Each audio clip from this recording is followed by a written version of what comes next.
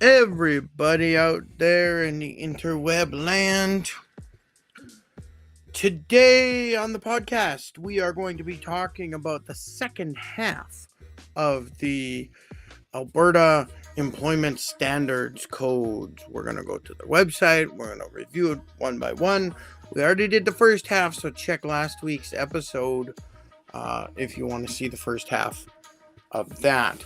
So we're talking about these from an HR perspective, my perspective, and I'm hoping that we can give you a little bit of extra clarity, because these can be confusing.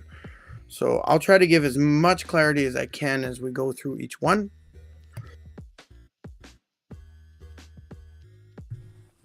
Oh, and I got my tea. It might be too hot. A little too hot still. So I forgot to load up that website. So give me a moment while I open a new window and open up the website.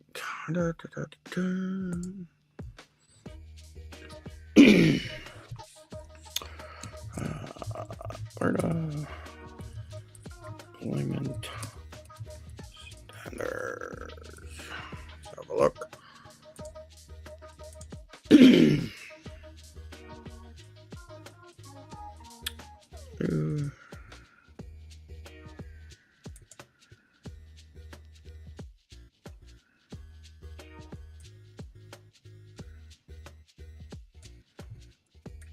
All right, I will share this window so we can take a sneaky peek at it. Let's see, share button. I'll share a window. This window. How's that look? I don't like being small. So there we are. Employment standard rules. And we are at Alberta. You can't quite see it there, but it's alberta.ca. You can see the link there. All right, good stuff. So last week we spoke about, what did we speak about? Alberta general holidays, averaging agreements, deductions from earnings, exceptions for specific industries, right? These are rule changers, hours of work and rest, job protected leave. I don't know if we did minimum wage or not. We were exactly halfway. 1, 2, 4, 5, 6. 1, 2, 3, 4, 5, 6. Yeah. So we are starting with, we are starting with minimum wage today. Great way to start with a bang.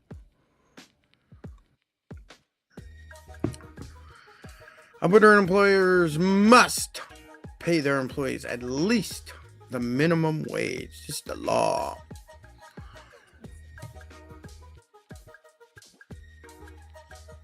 If you pay less than the minimum wage in the province, then you are breaking the law. And you can get charged, sued. Your business could get shut down, right? Like this, these are serious. You have to follow these, and these are minimums. And minimum does not mean ethically right, morally right. You want to do better than all these rules to be a good organization. You plan to be better. So, and if you plan to be better than these rules, your organization is going to be better. Happy employees, right? Happy employees equals happy customers. So, I think I went, that's a little low. Yeah. Right there, sorry, my logo gets in the way sometimes. So, employers must pay at least a minimum wage. Okay, we know that. The current general minimum wage applies to all employees with the exceptions of students under 18. Students under 18, you can pay them less. A job creation student wage was implemented on June 26th, 2019, but restrictions apply. Remember, these are the students. Wages don't... I just want to do a bit of a rant. I hate the fact that we have this job creation student wage. It is BS. Just because someone is younger doesn't mean you can pay them less or should pay them less. It is... This law, this rule, borderlines on ageist, borderlines on breaking human rights laws in the province, in my opinion. So, if you're hiring students, start them at the same wage you would start a adult or non-student, right? Just because someone lives at home with their mom and dad, or has a child, or has a spouse that makes more money, doesn't mean you should discriminate against them and pay them less. Rant over. All right. So, wages don't include tips or expense money. So, wait staff getting tipped, the tip is not included in what you pay them. So, it's bonus money for them, and it's their responsibility to claim it and pay taxes on it. You don't have to worry about it. Unless you're one of those employers that keeps the tips or keeps part of the tips in some way, shape, or form, then you have to claim it and pay taxes on it. But I think that's dirty pool if you are keeping the tips that your employees generate.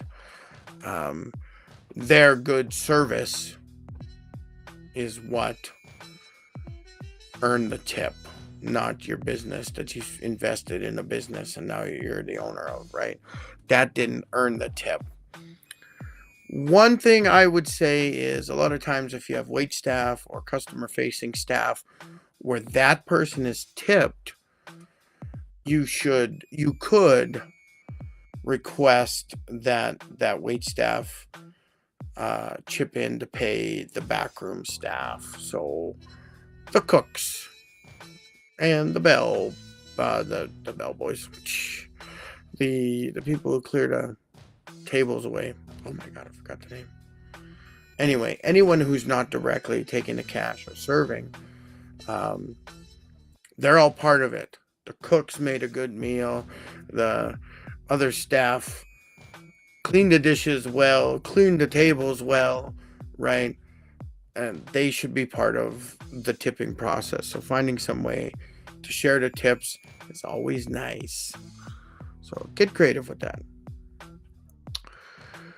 Or you just pay your behind the scenes staff a little bit more. I mean, that's nice. Then the wait staff don't have to share their tips, but then they might get jealous that they're not making more money also. Tips are sometimes hard to deal with. I would say just pay your staff all well. Find out what that living wage is. Pay them all at least the living wage in your area. In Edmonton, it's like $22.62 right now. That will probably change here in the new year, in 2026. Sometimes it goes up, sometimes it goes down, depends on life, the cost of life, right? And then, as long as everyone's being paid well, then the wait staff, you can just say, just keep the tips. Oh, excuse me. And then it's their goodwill if they want to share some tips with the kitchen staff, right? And but it's like a salesperson in a sales job. These people are money motivated. They want to make lots of money. So you say you give them their base pay, and then they get commissions on everything. So your sales staff could be making a lot of money, way more than every other employee in the organization. And that's fine, because when your sales staff makes sales, that's what drives the rest of the organization. So you want to keep your sales staff happy and give them good commissions, man, right? Like, that's their purpose for being there. They are driving your business. So pay your sales staff well. And that's where I'm leaning towards with customer service,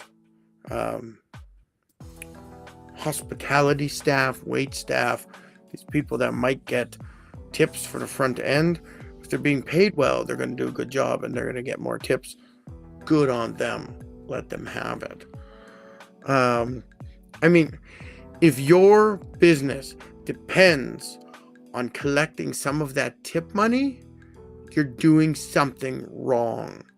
Your business should have no way, shape, and form depend on the tip money. Paying your employees properly shouldn't have nothing to do with tips. Forget about tips when you're thinking of how much you're going to pay people. Just running your organization, buying your stock, paying your back-end staff. I mean, none of that should depend on you having to take tip money. You're doing something wrong. You should reevaluate. Right? Go watch Restaurant Impossible or Hotel Impossible. Great shows. Yeah. Tips don't include wages don't include tips or expense money, right? If you're paying your employee for use of their vehicle, maybe they do errands for you and they drive their vehicle around all day. It's their personal vehicle, and you should be paying them by kilometer, maybe covering the fuel or whatever, however you want to set that up. But the expense money is not part of their wages. It's wear and tear on their vehicle. That's time traveling, things like that. That's above and beyond a regular wage. Some organizations will, if you have employees that have to travel now and again, you kind of got to decide. Do you give them a certain amount just for travel in general, and it's a larger amount so it covers their time? They wouldn't be traveling unless you asked them to travel. So their time driving or getting on the plane, getting on a train, the hours spent doing that, that's for work.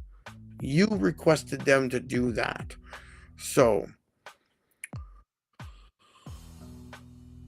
they should be compensated for their travel time. So you either say, when you travel, we'll give you a certain amount per kilometer, and that could be a larger amount. So it could be like, if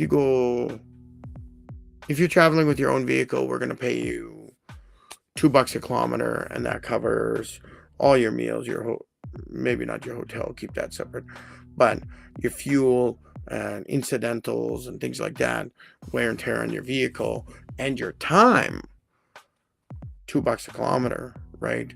The average when you're paying for wear and tear on a vehicle for travel, it's usually just shy of $1, or somewhere between 50 cents an hour and $1 an hour or kilometer for travel. So you could pay more and say that's also covering your travel time.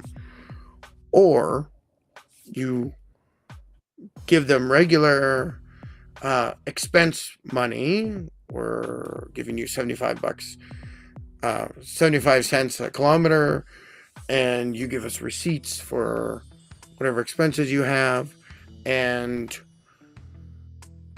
your travel time will be considered work time, so you'll just get paid your regular wage. But it needs to be covered somehow, some way. I've spoken about this before on the podcast, but some even oil companies or something like that, they will, or oil field maintenance companies, so they're sending their employees to go do maintenance for the client, which is the big oil company.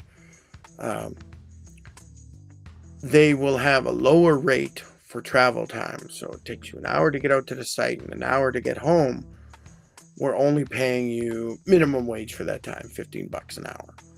But time on site, you will get paid your full regular pay, whatever that might be, for those work hours. But the travel time, you can't really bill out to the client. I think you can. You could put it in there, but it's a way that you could give your client a deal saying, yeah, these guys are going to travel 2 hours a day, so they're only going to get 6 to 8 hours of actual work in, but we'll give you a deal and make it cheaper on the travel, right? You could do something like that. I don't know. They're not doing anything. They're probably sleeping in the truck on their way out there, and the driver's just driving, right? So, your call, but again, something a little creative you can do with the travel time.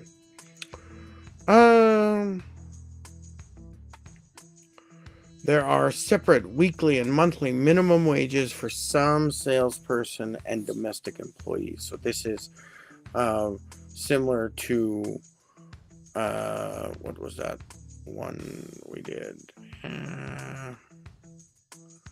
Similar to averaging agreements and exceptions for specific industries, right? There's rule breakers, essentially, right? A salesperson, if they're 100% commission, or their commission, you still have to pay them a certain amount per week in order to pay them that commission. So they have to be guaranteed a certain amount of money. And you could do this, follow this rule, and pay them, their commissions.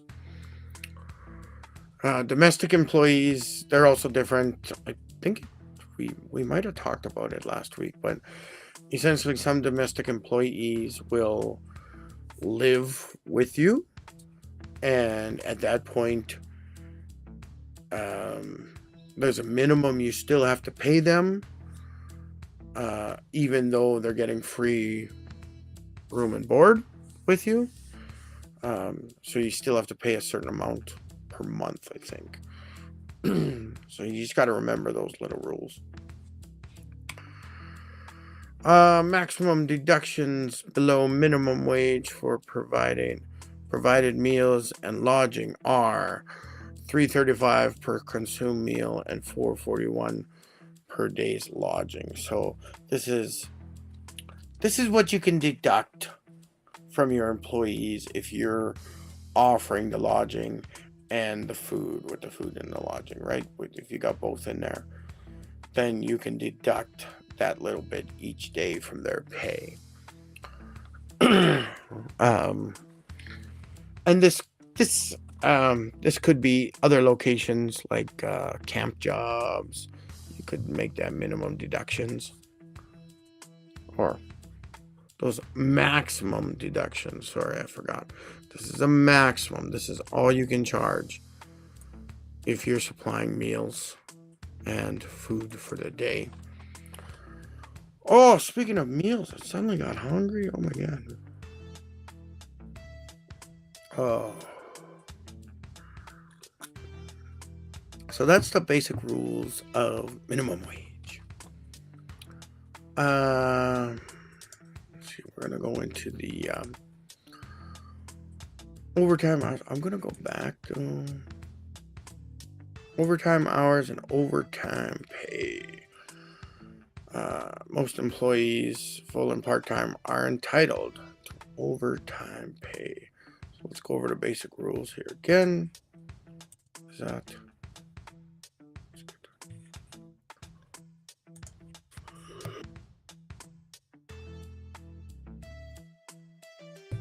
Sorry, big yawn. It's not that you guys are boring, it's just I'm boring. So basic rules for overtime hours and overtime pay. Most employees are entitled to overtime pay. So there are some exceptions for certain industries and professions. So that goes back to the exceptions for specific industries. And I think the domestic help is part of that too. Overtime is all hours worked over 8 hours a day or 44 hours a week, whichever is greater. This is the 844 rule. So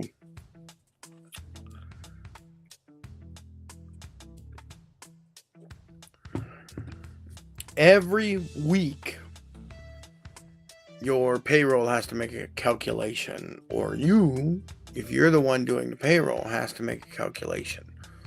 I believe there is some payroll tool on the alberta.ca website that you can use. I would still advise having your payroll person, aka your bookkeeper or your accountant, do it. If you've got an accounting program like QuickBooks or something like that, Sage, Simply Accounting, whatever. If you have one of those programs, you should be able to purchase a module that does payroll. It's an extra cost to you each month, yes, but it allows you to do those calculations on your own, because you'll put in how many hours they worked each day, and then the program calculates this 844 rule. So if it's whichever is greater, so whichever way gets them more overtime hours is what you will pay. It's hard to do the example, right? But if you have everybody working 10 hours a day, that's 50 hours in the week. So that's 6 hours overtime for the week, or it is 2 times 5, right? Extra 2 hours a day, 5 days a week. So 2 times 5 is 10 hours of overtime. So they would get paid 10 hours overtime, not 6 hours overtime, right? You have to do whichever is greater, and your program's going to come out and do that for you. Don't try to nitpick. Don't try to scam them by using one way or the other way. And remember, they don't get both. So if you don't want people to get overtime, then don't book them for overtime hours. You've got to balance, when you've got employees, you got to balance between paying overtime and hiring a new employee. As soon as the overtime you're paying is more than hiring a new employee permanently, then maybe you deal with overtime for a while. But you always want to make sure you don't leave it. Let's say you have your employees doing overtime. Your current employees are doing overtime, but the work never really increases. there's just enough work that they're getting overtime. The ideal is that your business grows and you get to a point where it's too expensive to pay the overtime when you can just hire a new employee. You got to balance that out.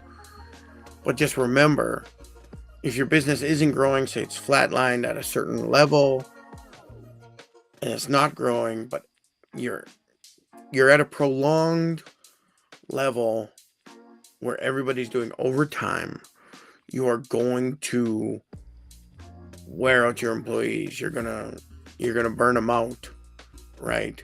So think about that.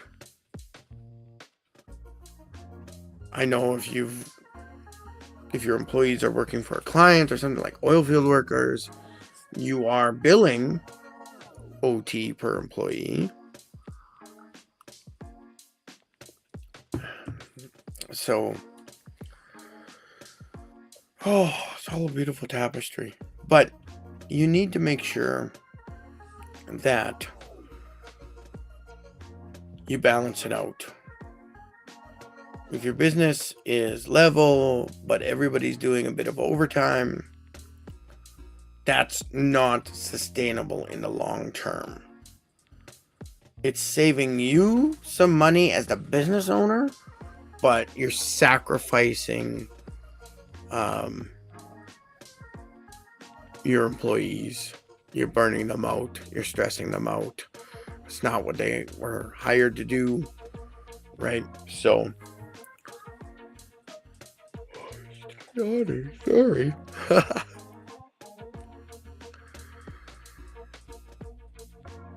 So yeah, there's more rules, and you can do the calc. I think they probably show the calculations down here. Oh, and they show different different allowable daily hours, right? There's some of these other industries where they don't get OT until like 12 hours here. Oil well servicing, employees don't get OT until they've worked 12 hours a day.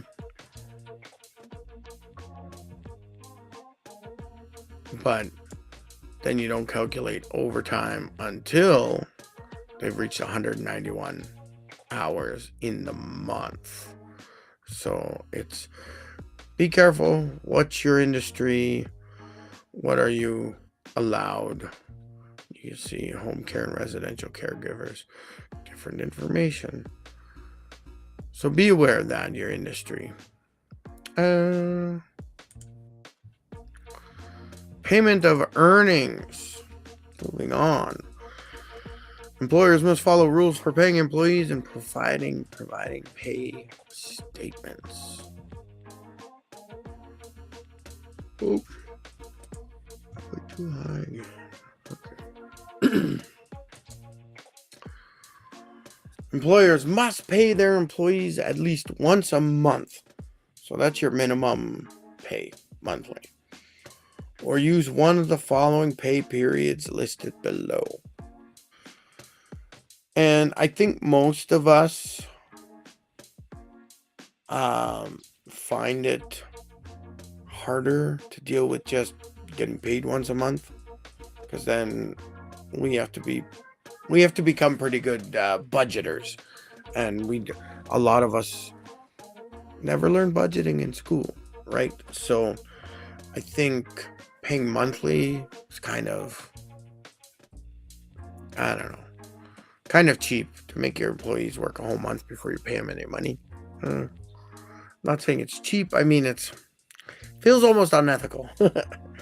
So, but you can pay daily, you can pay weekly, you can pay bi-weekly, so every second week, or you can pay semi-monthly, so that's twice a month. So say on the 15th and the last day of the month, something like that, trying to keep it even, right?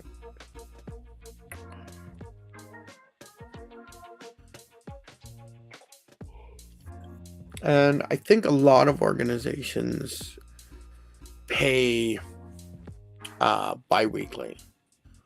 But when we get special benefits from the government, they're usually paid monthly, I believe, not bi-weekly.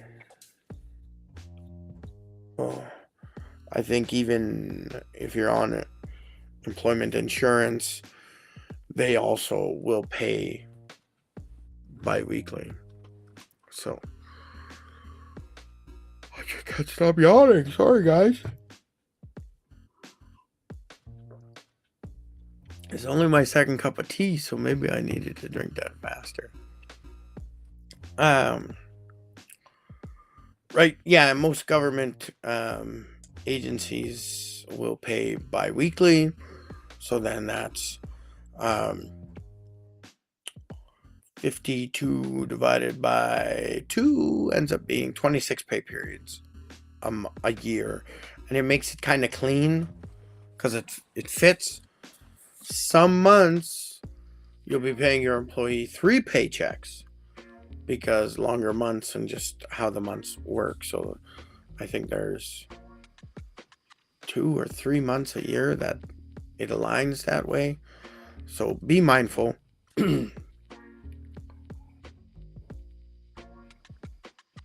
Bi-weekly is kind of a a standard for pay, but it also can give you that occasional extra paycheck during a month. If you're paying your business bills monthly, then you've got to be mindful of that extra pay period.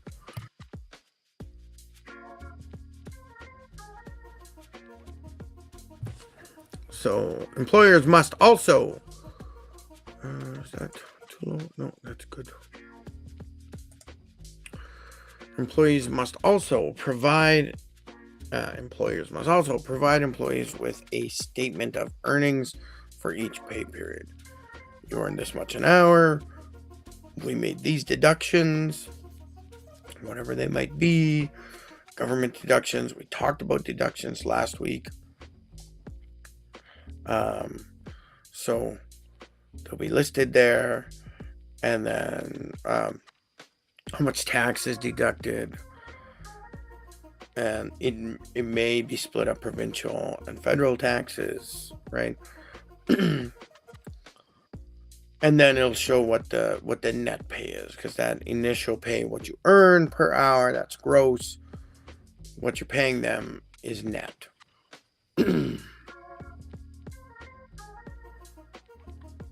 You got to keep your employment records for 3 years. Now, this is easy to do if you're using a program. Otherwise, you need to keep a hard copy somewhere, and that needs to be protected, right? Again. Sorry. Son of a... Okay. And the last one, you have to pay employees within 10 consecutive days after the end of the pay period, unless employment is terminated. Then there's a different rule.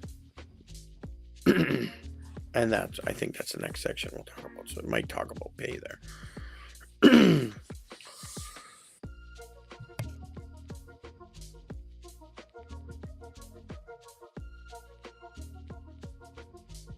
Sorry, my nose is not happy right now. I'm yawning. I'm falling apart, everyone. I'm sorry I'm falling apart today. So we will pay employees, within 10 consecutive days. Now, normally I wanted to touch on if we're using like a bi-weekly payment process. We have week 1 we work. Week 2 we work.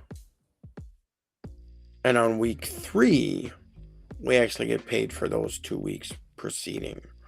So there's a week of work, and then a week where they process. So that's five business days, 7 business days, right? They're not hitting the 10 But work week, pay week, right? And the next paycheck will be after work week, and then there'll be a pay week, right? They overlap 1 week. So work week, pay week. That first work week is actually the pay week also. So when your employee first starts working, I mean, it depends on the week they start. They might start on an off week. They might only get paid 1 week because they started on the second week of your pay schedule. And then their next paycheck will be a full paycheck. Like, that happens. But I just want you to think about it. Work week, pay week. But that pay week is also a work week for the next pay period. So it overlaps 1 week. And then it goes into the every 2 weeks you're getting paid. But it's offset.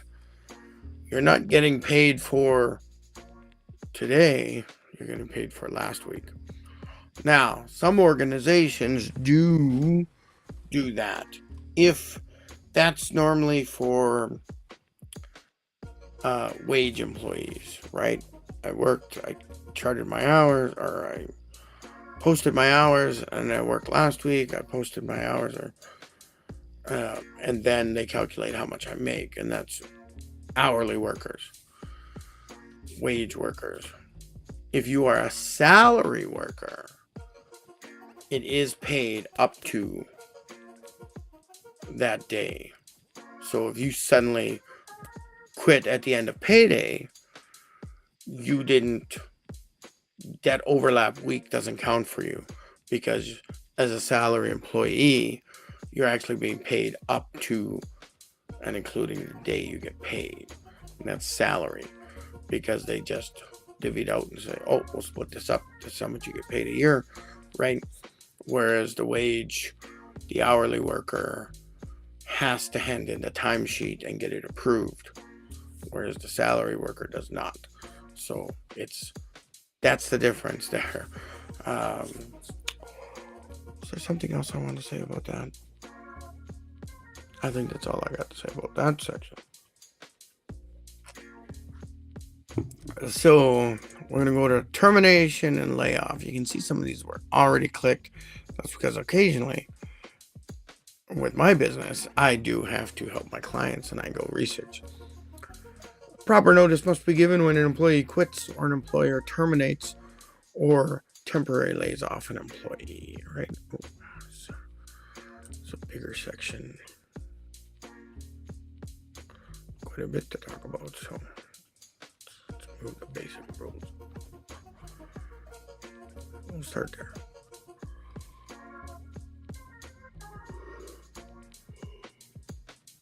After I yawn, of course. So, basic rules. Termination is the permanent end of an employment relationship.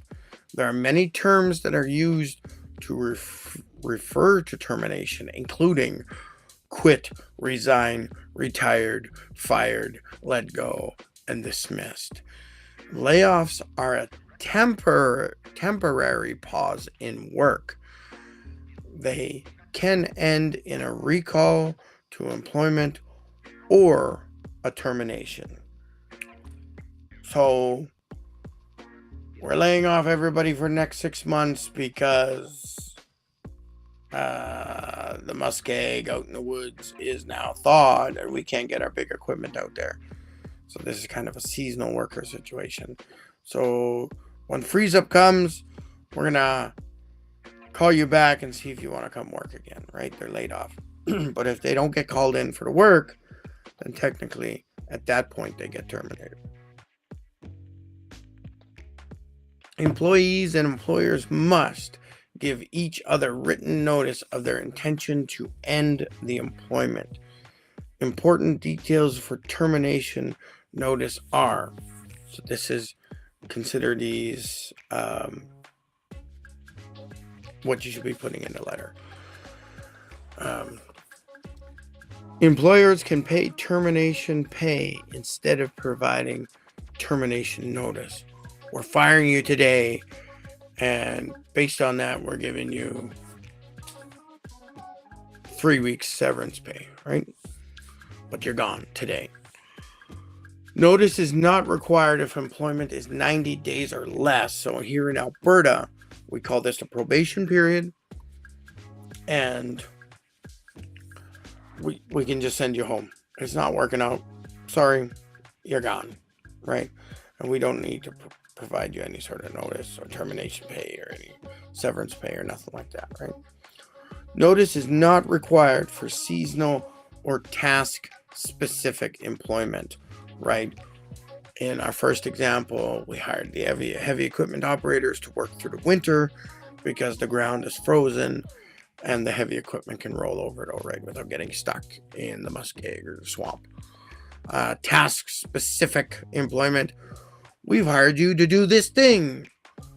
As soon as you're done, or up to this amount of time, you're gone, right? You were hired for a specific thing.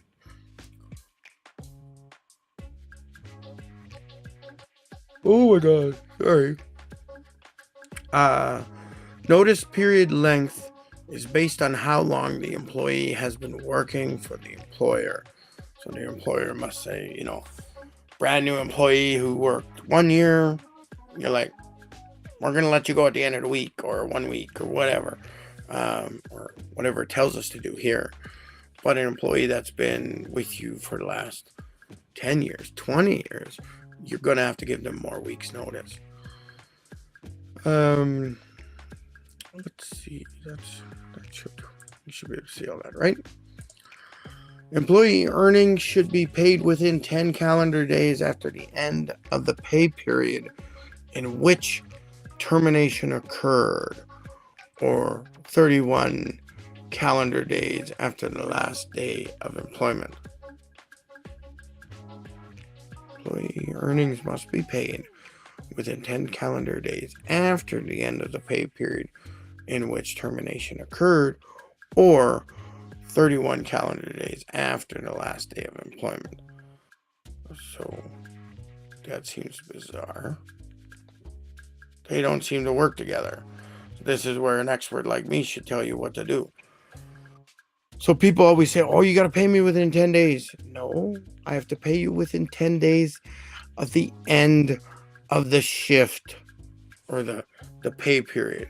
So, right, pay week, payday.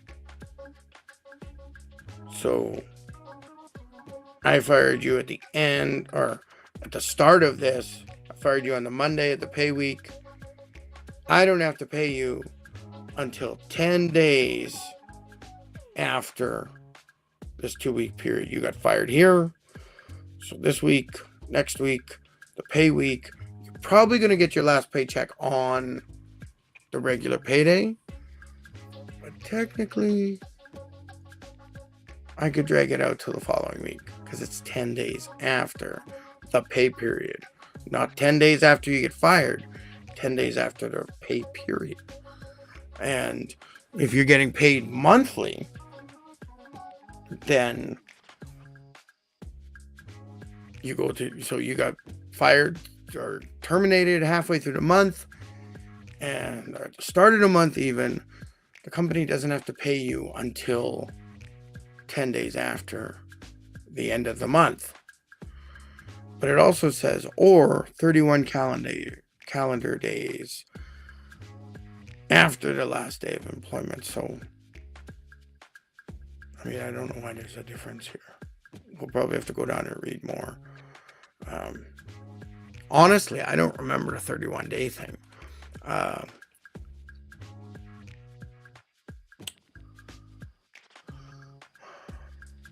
Trying to think. There might be more detail further down on explaining it, right? An employer cannot reduce earnings or any other terms or conditions of employment during the termination notice period. So you can't say, oh, we're letting you go, so during this time we're only going to pay you $15 an hour instead of your $20 an hour. You can't do that. Employees cannot be required to use vacation, banked overtime, or banked general holidays during the notice period. If you owe them money for that, you can't force them to use that, right? You're just going to have to pay that bank time out to them. So think about that if you're letting someone go, right? There's going to be some extra costs. Group terminations have additional rules. So the seasonal workers, all the heavy equipment operators, you got like 10 of them, and gets too warm, the equipment's starting to sink, and you're like, all right, all 10 of you, we're letting you all go, right? There's going to be some separate rules that you got to follow.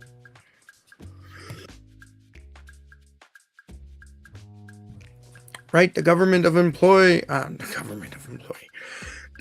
of Canada requires employers to submit a record of employment for their employees to qualify for employment insurance benefits and leave. So normally this is all done online. You access your CRA account and you go in and you put that in. It automatically gets registered. I don't know if it's in that instant or if it takes a day or something, but it will get registered on your employee's CRA account, and they should be able to access it at that point.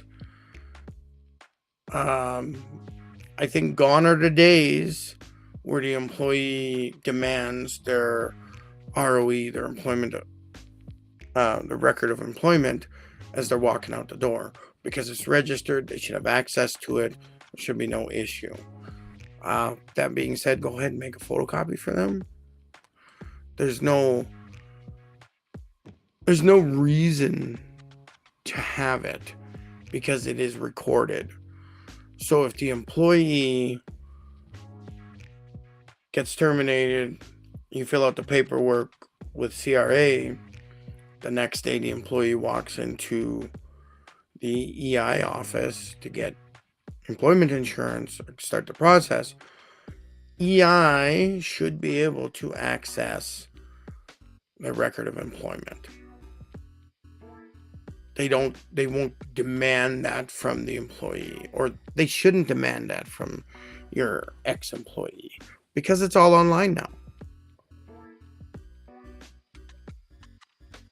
Because it gets instantly filed.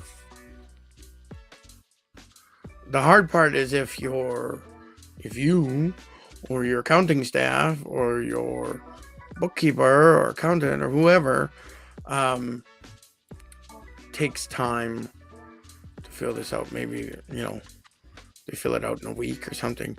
But anyone who's involved with record of employments know that it should be done. They should do it that day or early morning the next day, right? They know there's an urgency because the employee is going to go to employment insurance and start applying. And so you got to have that done. Employers should be aware of the following employee rights. Right? And now we're talking about the Human Rights Commission. Somebody at my front door. I don't know why.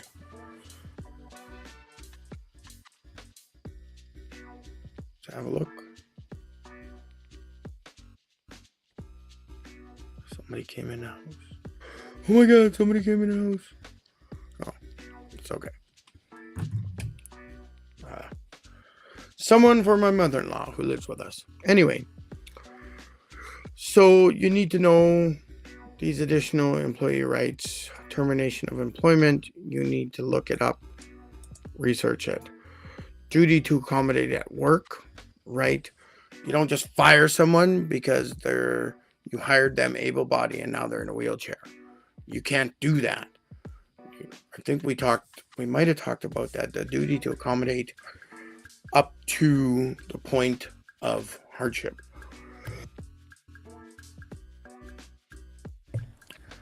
So if you have a location and they work upstairs, but there's only stairs, there's no elevator, you may not be expected to build an extension on the building and build an elevator for them. That would be undue hardship.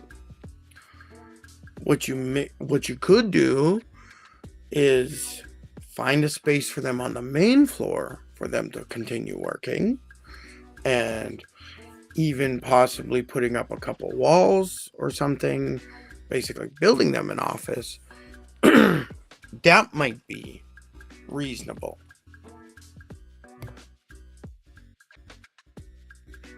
Because the elevator and the structure to house the elevator, like that's $50,000, $100,000, $200,000, depending on the location and where you want it, right?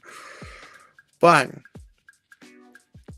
I mean, if it was something that you had planned, we wanted to put an elevator in, and maybe you were already saving for an elevator, now's the time to push it through, right? So it's okay, I guess.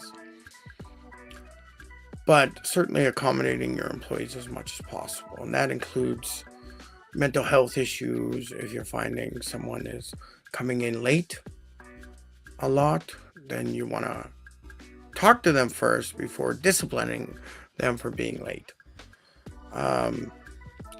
Employees have a right to refuse dangerous work, and because that's dangerous, man. Come on now. So they have the right to say that, and nobody can get upset if an employee says, I don't feel safe doing this work. We need to do something to make this safer, right? You have to take these, I don't want to call them complaints, but criticisms to heart. You need to say, absolutely, thanks for pointing that out. It isn't safe. We will work on this. You go work at a different job site or a different area for now, and our safety people will put up safety barriers or whatever, make it right? Or the employee themselves, oh, well, before we actually do the work, let's make sure these safety devices are put in place. So, Alberta Human Rights Commission, you may even want to consult the Canadian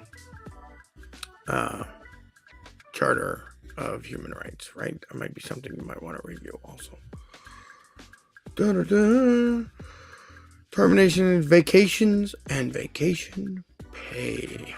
How far are we in now? We're just about an hour in. We can get this done. So most employees, full and part-time, are entitled to vacation time and vacation pay. So we'll go over the basic rules.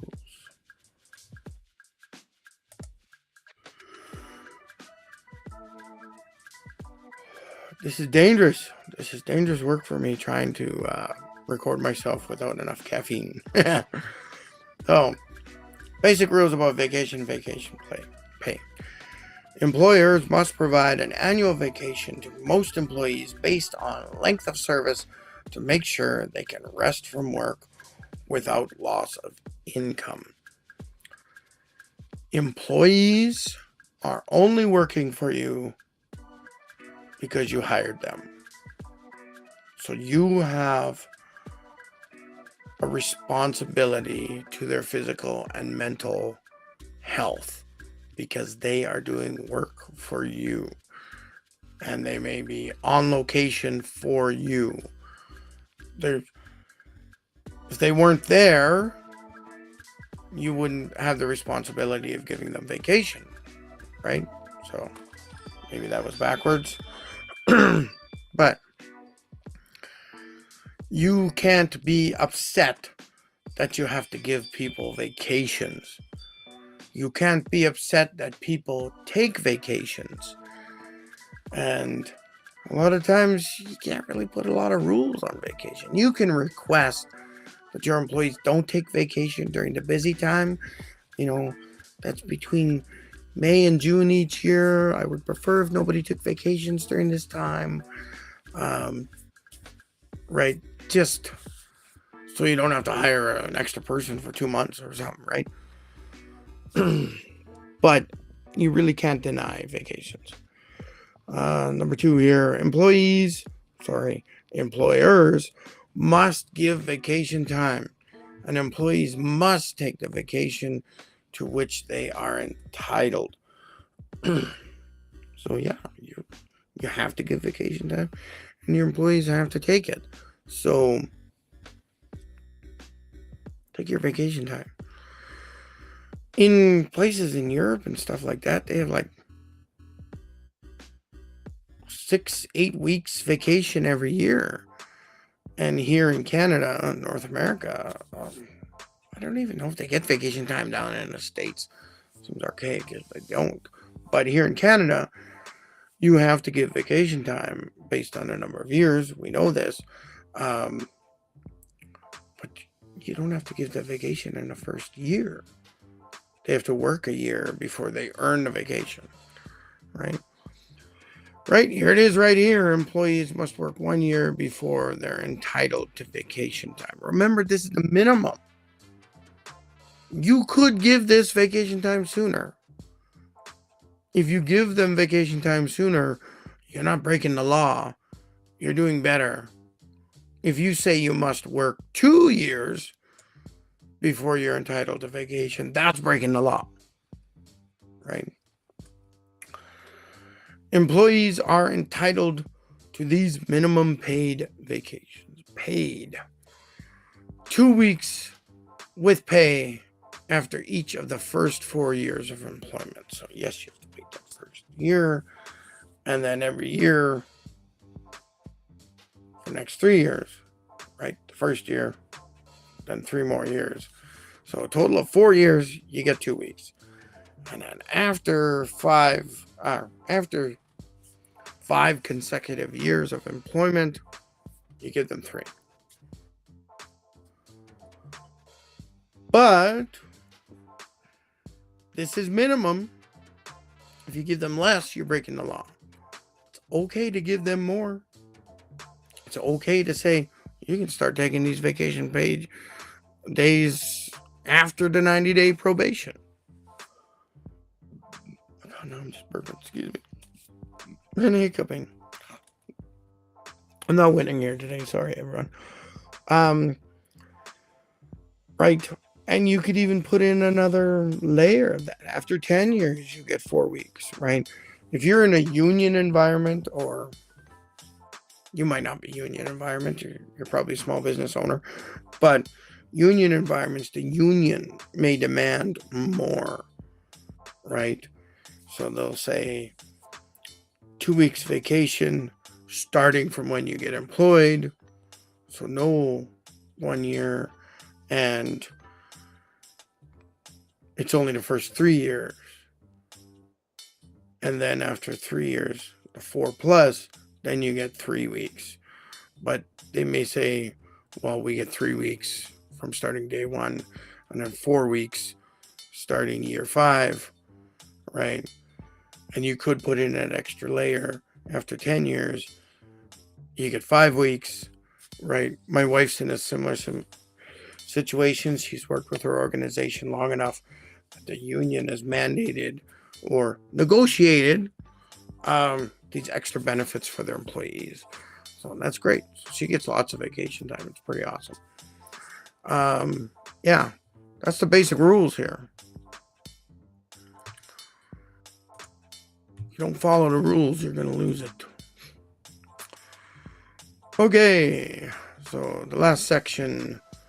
Employees under 18 years have specific rules about Alberta's laws. So basically, we're trying to protect our youth, right? We don't want to go back to the 1800s when 6-year-old kids were working in the mines and doing 20-hour shifts a day.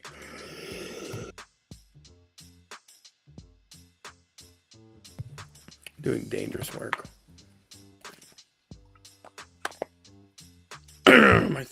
My voice is going. Anyway, basic rules for youth employment laws. There are restrictions on the jobs that people under 18 years can do. Some jobs for people 14 years old and younger require a government permit. This varies by age group and type of work. So if you think you're going to be hiring younger people, figure it out. Do some more research with this government permit. People aged 14 and under need to get a parent or guardian's permission to work. So basically, if you don't want that much confusion, go with 15-year-olds or older. And it's touchy. I kind of, because an older employee, you can't really ask them how old they are, but yet we allow this for youth. But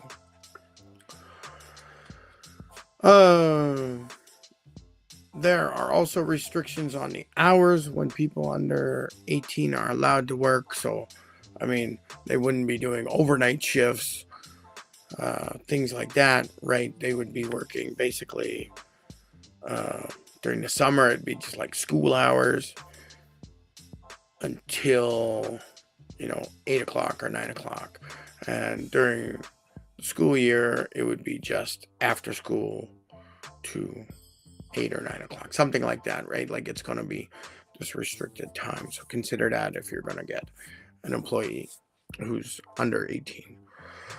There are some important exceptions. Am I in the right spot there? Yeah. Okay, that's good. Rules for youth employment only apply to employees, not self-employed contractors or volunteers. Right? Go to look at self-employed contractors. So, I don't think it's very often that you're going to find someone who's under the age of 18 who's running their own business, aka self-employed, right, as a contractor. And there may be volunteer situations, right? So they don't are not included in this.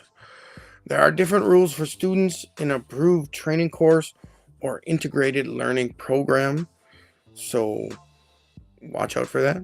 Learn the training programs that you might be able to use. Maybe they're training certain skills or something. I don't know. This is a specialty situation. You need to research. The rules listed on this page don't apply to working on farms and ranches. Youth follow the same rules as other farm and ranch employees. I mean, that's why you see like a 14-year-old driving a big tractor or something, right? I don't like this rule. It comes back from the old working family, like this is the farm, this is the ranch, everybody works. And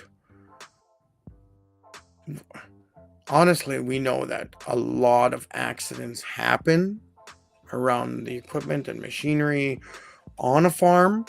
So it is actually a really dangerous place to work. But for some reason, we're still allowing farms and ranches to be opted out of these ways of protecting people. So I think this is going to be around for a few more generations, because farmers, they're protective of that, because farming and ranching can be very close margins, what you can produce and sell and survive all year. So if they have to pay for more ranch hands, farm hands, then the farm actually might not be viable, right? So that's where it's like, that rancher's got 12 kids and 6 of them are already working on a farm, right? So that's 6 ranch hands that rancher doesn't have to pay for. All employees, including those under 18 years of age, are entitled to the minimum standards of employment, such as general holidays, vacation, minimum wage, and termination notice or pay. So we've already talked about minimum wage for students under 18 is actually lower here in Alberta. But they're like a regular employee. They are entitled to all this stuff, right? As with all employees in Alberta, employers of people under 18 years old need to perform hazard assessments and control workplace hazards, right? We're further protecting our kids here by reminding people our children must be working in safe work environments, right? Except if it's on the farm or the ranch. Different rules for those. Anyway, that's them. That's it. We've gone through the other major parts of the Alberta Employment Standards. We talked about the first 6 last week, so if you want to see those, go to last week's show. And I have no idea what I'm going to talk about next week yet. If you want me to talk about something next week, go ahead, put a message in the comments. Make a comment and let me know if there's something specific you want to talk about. Otherwise, I'll come up with something else. These employment standard rules tend to be a little bit confusing. And if you're in an industry or a situation that's just a little bit different, always ask for advice. Always get some extra advice. That's all I can say. Anyway, thank you for joining me today.